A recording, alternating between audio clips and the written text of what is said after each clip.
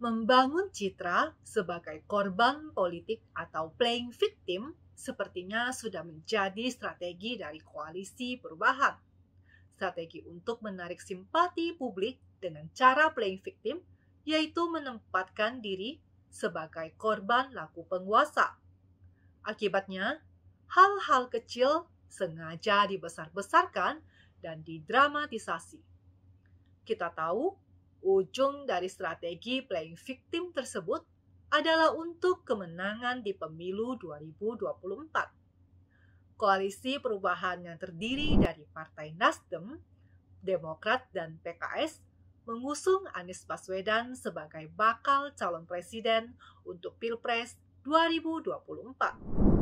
Semenjak mantan Gubernur DKI Jakarta itu dekat dengan Presiden Susilo Bambang Yudhoyono atau SBY, Anies mulai tertarik menggunakan cara yang dulu pernah dilakukan oleh SBY untuk menjadi seorang presiden. Padahal, era drama politik ala SBY tersebut sudah berakhir dan ketinggalan zaman. Sebab kini, rakyat sudah semakin pintar dan sudah semakin paham strategi playing victim tersebut.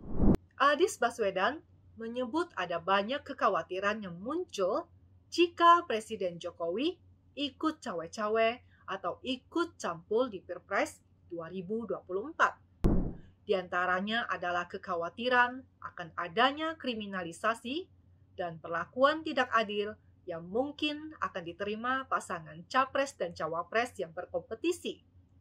Pernyataan Anies ini terkait dengan pernyataan Jokowi yang mengaku dirinya akan cawe-cawe di pemilu 2024 demi bangsa dan negara.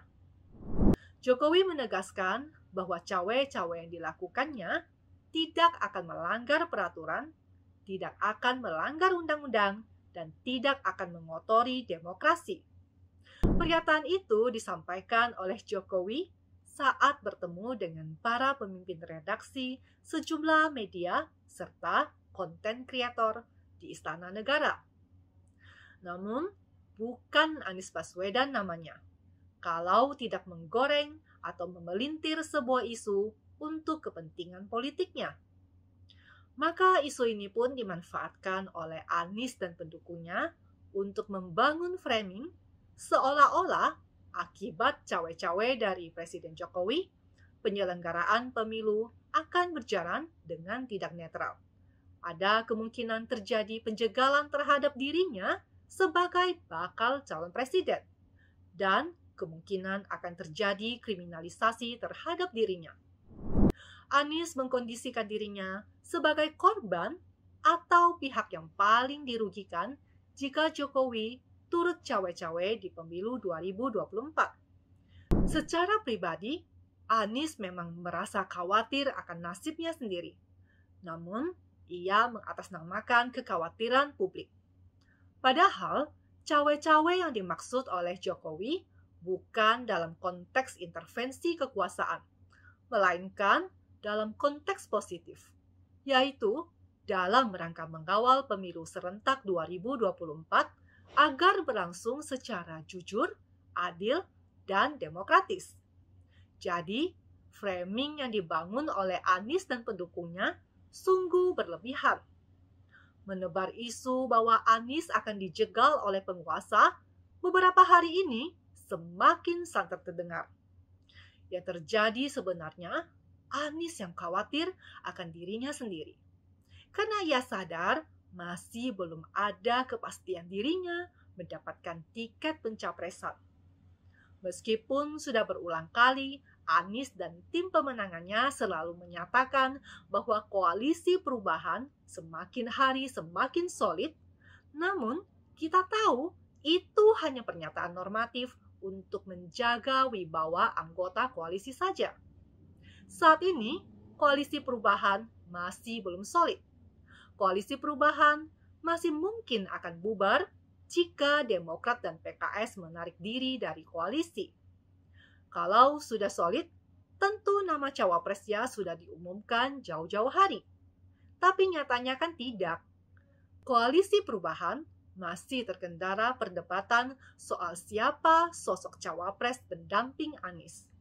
Padahal, sudah bukan rahasia lagi jika sejak awal penjajakan koalisi, Partai Demokrat sudah berambisi menjadikan ketua umumnya Agus Harimurti Yudhoyono atau AHY untuk menjadi calon RI 2. Tidak ada jaminan dari partai berlambang Mercy itu untuk tetap mendukung Anies seandainya AHY tidak dipilih menjadi cawapresnya.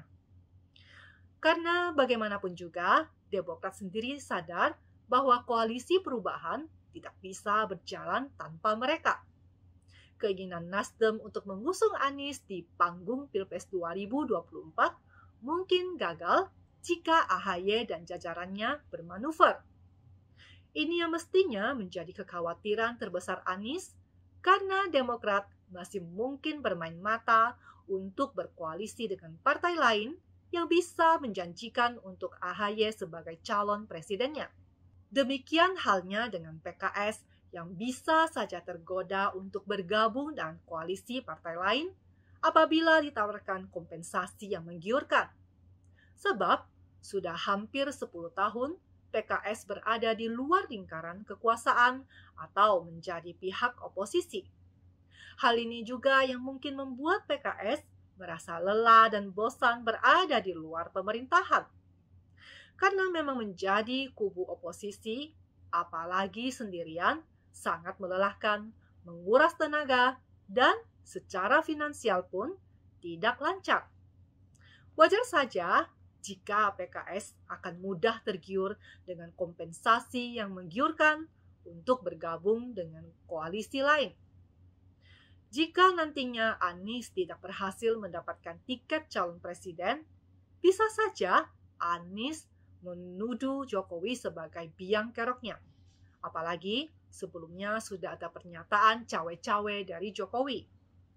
Atau kalau Anies berhasil mendapatkan tiket capres, namun gagal menjadi presiden, bisa saja Anies juga menuduh ada kecurangan pemilu gara-gara cawe-cawe dari Jokowi. Kalau kita simak pernyataan Presiden Jokowi, cawe-cawe yang dimaksud adalah turun tangan memastikan agar pemilu serentak 2024 berlangsung secara demokratis, jujur, dan adil. Sebagai presiden, tentu saja Jokowi tidak ingin politik identitas pada Pilkada DKI dan Pilpres 2019 terulang kembali di tahun 2024. Jokowi mempunyai kepentingan untuk menjaga agar pemilu berjalan dengan baik dan aman, tanpa meninggalkan polarisasi atau konflik sosial di masyarakat. Demi keutuhan bangsa dan negara, serta tegaknya Pancasila, maka wajib hukumnya seorang presiden cawe-cawe. Alasan lain Jokowi ingin terlibat langsung dalam pesta demokrasi adalah untuk memastikan pembangunan Indonesia telah benar selama 13 tahun ke depan. Sebab pembangunan 13 tahun ke depan sangat krusial. Masa itu menjadi penentu apakah negara dapat bertumbuh secara meningkat atau malah menurun. Oleh sebab itu, Presiden Jokowi ingin pemimpin nasional ke depan bisa membawa Indonesia menjadi lebih maju lagi. Seorang pemimpin yang dapat mengawal dan melanjutkan kebijakan-kebijakan strategi yang telah ia bangun, seperti pembangunan IKN, hilirisasi, dan transisi energi bersih. Langkah cawe-cawe ini merupakan upaya dari Jokowi dalam menjadikan Indonesia sebagai negara maju untuk 13 tahun ke depan. Kalau melihat alasan Jokowi untuk cawe-cawe, menurut saya itu memang perlu dan wajib adanya. Bersama saya Yanti, don't be silent majority. Speak up.